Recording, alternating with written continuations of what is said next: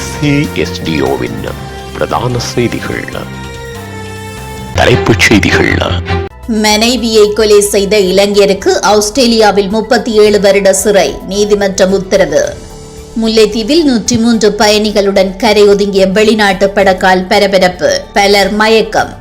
சுற்றுலா பயணிகளுக்கு மகிழ்ச்சி தகவல், 39 நாடுகளுக்கு இலவச விசா வழங்கும் இலங்கை. CIDயில் முன்னிலையான கருணா. கலகலப்பு நடிகர் காலமானார், சோகத்தில் திரையுலகம். சிடோ புயல், ஆப்பிரிக்காவில் நூற்றுக்கணக்கானவர்கள் உயிரிழப்பு. தொடர்வன விரிவான செய்திகள். ஆஸ்திரேலியாவில் தனது மனைவியை தாக்கி கொலை செய்த குற்றத்திற்காக இளைஞர் ஒருவருக்கு 37 வருட சிறை தண்டனை விதித்து அந்நாட்டு நீதிமன்றம் தீர்ப்பளித்துள்ளது. 47 வயதுடைய ஒருவருக்கே விக்டோரியா நீதிமன்றத்தினால் இவ்வாறு தண்டனை விதிக்கப்பட்டுள்ளதாக வெளிநாட்டு ஊடகங்கள் தெரிவித்துள்ளன. சுமார் 2 ஆண்டுகளுக்கு முன்னதாக தகராறொன்றின் போது குறித்த நபர் தனது மனைவியை தாக்கி கொலை செய்ததாக குற்றம் சாட்டப்பட்டுள்ளது. இதன்படி அவருக்கு எதிரான குற்றச்சாட்டு நிரூபிக்கப்பட்டுள்ள நிலையில் இந்த தண்டனை விதிக்கப்பட்டுள்ளதாக வெளிநாட்டு ஊடகங்கள் தெரிவித்துள்ளன. முல்லைத்தீவு முள்ளிவாய்க்கால் மேற்கு கடற்கரையில் 103 வெளிநாட்டு பயணிகள் அடங்கிய படகொன்று கரையொதுங்கிய சம்பவம் இன்று இடம்பெற்றுள்ளது.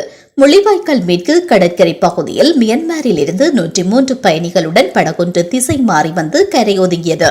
அந்த படகில் 25க்கும் மேற்பட்ட சிறுவர்கள் உள்ளடங்கியிருக்கின்றனர். குறித்த அனைவரையும் மீட்டு கரைக்கு கொண்டுவரும் நடவடிக்கையில் முல்லைத்தீவு மீனவர் சங்கத்தினர், கடற்படையினர், ராணுவத்தினர், போலீசார் ஈடுபட்டனர். படகில் இருப்பவர்களுக்கு உணவுகள், உலருணவுகளை முல்லைத்தீவு மீனவர் சங்கத்தினர் வழங்கியுள்ளனர். அதேவேளை படகில் காணப்பட்டவர்களில் சிலர் மயக்கமடைந்த நிலையிலும் சிலர் சுகவீனமுற்ற நிலையிலும் இருந்ததாகவும் தெரிய வருகிறது. இவர்களை நேரில் சென்று முல்லைத்தீவு மாவட்ட சுகாதார வைத்திய அதிகாரி மற்றும் மாவட்ட கடற்தொழில் நீரியல் வள திணைக்களத்தின் பிரதி பணிப்பாளர், கடற்படையினர், பாராளுமன்ற உறுப்பினர் துரைராசா ரவிகரன், ஊடகவியலாளர்கள் உள்ளிட்டவர்கள் பார்வையிட்டு நிலைமைகள் தொடர்பில் ஆராய்ந்தனர். படகிலிருந்து மீட்கப்பட்டவர்களை திருகோணமலையிலிருந்து கடற்படை படகு ஒன்று வருகை தந்து அங்கு மீட்டு சென்றுள்ளதாக தெரிய வருகிறது. 39 நாடுகளுக்கு இலங்கை இலவச விசா வழங்க உள்ளது. அதன்படி 2025ஆம் ஆண்டு ஜனவரி மாத தொடக்கத்தில் 39 நாடுகளுக்கு இலவச விசா வழங்க உள்ளதாக இலங்கையின் வெளிவிவகார அமைச்சர் விஜிதஹீரத் தெரிவித்துள்ளார். இந்த நடவடிக்கையால் இந்தியா உட்பட வெளிநாட்டு சுற்றுலா பயணிகள் இலங்கைக்கு வருவதை எளிதாக்கும் என்றும் அவர் குறிப்பிட்டார்.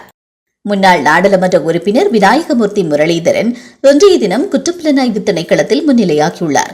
கிழக்கு பல்கலைக்கழக முன்னாள் துணைவேந்தர் ரவீந்திரநாத் கடத்தல் விவகாரம் தொடர்பில் அவரிடம் வாக்குமூலம் பெறப்பட்டதாக தெரிவிக்கப்படுகிறது. மேலும் குற்றப்புலனாய்வு திணைக்களத்தில் இருந்து வெளியில் வந்த கருணா ஊடகங்களிடம் பேசும்போது ரவீந்திரநாத் கடத்தல் தொடர்பாக விசாரணைகள் முன்னெடுக்கப்பட்டதாகவும் மீண்டும் விசாரணைக்கு வர தேவையில்லை என்றும் கூறியுள்ளார். கலகலப்பு நடிகர் கோதண்டராமன் உடல்நலக்குறைவால் காலமானார். கோதண்டராமன் 25 ஆண்டுகளாக தமிழ் சினிமாவில் ஸ்டென் மாஸ்டராக பணிபுரிந்து வந்துள்ளார். இவருக்கு வயது 65. ஸ்டென் மாஸ்டராக மட்டுமல்லாமல் காமெடி நடிகராகவும் கவனம் ஈர்த்தவர் கோதண்டராமன். அத்தோடு சில குணச்சித்திர கதாபாத்திரங்களிலும் நடித்துள்ளார். சுந்தர் சியின் கலகலப்பு திரைப்படத்தில் பேய் என்ற கதாபாத்திரத்தில் நடித்து கோதண்டராமன் அடுத்தடுத்து பல காமெடி திரைப்படங்களிலும் நடித்திருந்தார். இந்த நிலையில் உடல்நலக்குறைவால் நேற்று அவர் மரணம் அடைந்ததாக கூறப்படுகிறது. இந்த நிலையில் அவரின் மறைவுக்கு ஸ்டென் ஜூரியனும் திரைப்பிரபலங்களும் இரங்கல் தெரிவித்து வருகின்றனர். உலகச் செய்திகள். ஆப்பிரிக்காவில் ஏற்பட்ட சிடோ புயலின் தாக்கத்தினால் இதுவரையில் 100க்கும் மேற்பட்டோர் உயிரிழந்துள்ளனர். இந்திய பெருங்கடலில் உருவான காற்றழுத்த தாழ்வு மண்டலம் புயலாக வலுப்பெற்றதுடன் இந்த புயலுக்கு சிடோ என பெயரிடப்பட்டுள்ளது. கடந்த சில நாட்களாக கிழக்கு ஆப்பிரிக்கா அருகே நிலை கொண்டுள்ள இந்த புயலின் தாக்கத்தால் மலாவியில் கனமழை பெய்து வருகிறது. இதனால் ஏற்பட்ட வெள்ளப்பெருக்கு காரணமாக நூற்றுக்கணக்கானவர்கள் உயிரிழந்ததாக அந்நாட்டு ஊடகங்கள் செய்தி வெளியிட்டுள்ளன. மேலும் மொசாம்பிக்கையும் சிடோ புயல் தாக்கியதுடன் நியாசா, கபோ மற்றும் டெல்கடோ உள்ளிட்ட கடலோர மாகாணங்கள் கடுமையாக பாதிக்கப்பட்டுள்ளன. புயல் காரணமாக மொசாம்பிக் நாட்டில் மட்டும் 34 பேர் உயிரிழந்ததுடன் 300க்கும் மேற்பட்டோர் படுகாயமடைந்ததாக தெரிவிக்கப்பட்டுள்ளது. மீண்டும் தலைப்புச் செய்திகள்.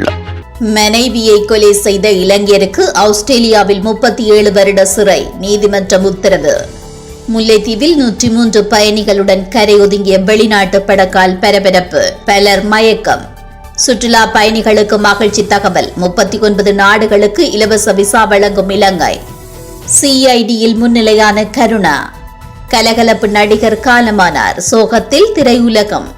சிடோ புயல் ஆப்பிரிக்காவில் நூற்றுக்கணக்கானவர்கள் உயிரிழப்பு.